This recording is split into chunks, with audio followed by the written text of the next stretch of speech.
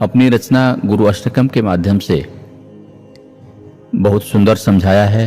हम सब ने अनेकों बार इसको सुना है। हम में से कई साधकों को ये याद भी होगा। उन्होंने इस 8 श्लोक के गुरु अष्टकम में संसार की समस्त उपलब्धियों को गिनाया है, चाहे वो शरीर का सौंदर्य हो, सुंदर पत्नी पुत्र का होना हो,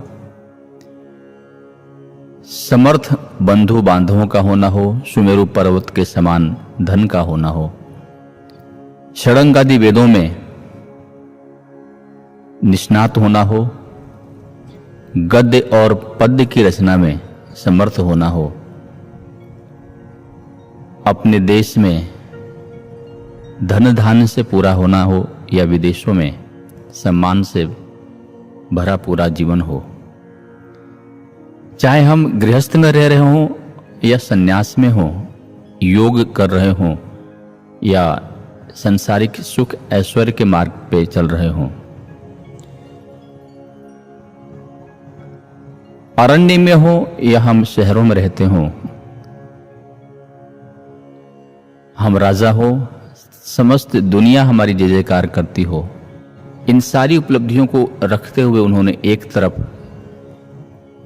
और हर श्लोक के अंत में एक बात समझाया कि इन सब के होने के बावजूद भी अगर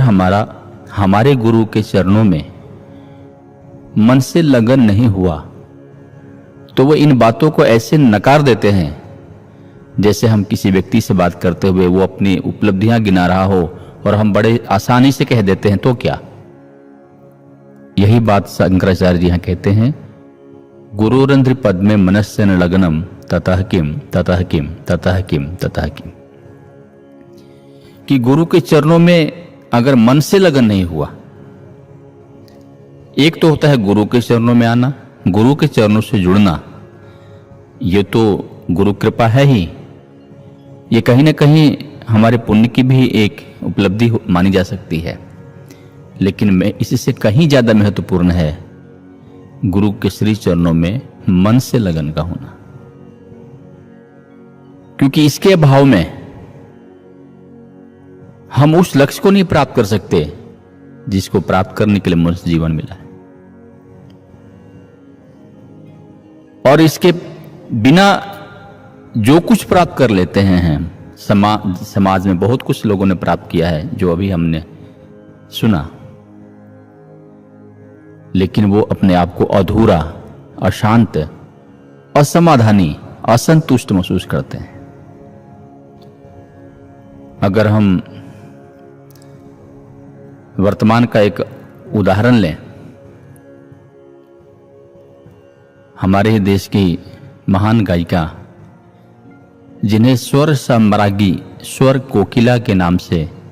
संबोधित किया जाता था, लता मंगेशकर जी, उनका 6 फरवरी 2022 को 92 साल की उम्र में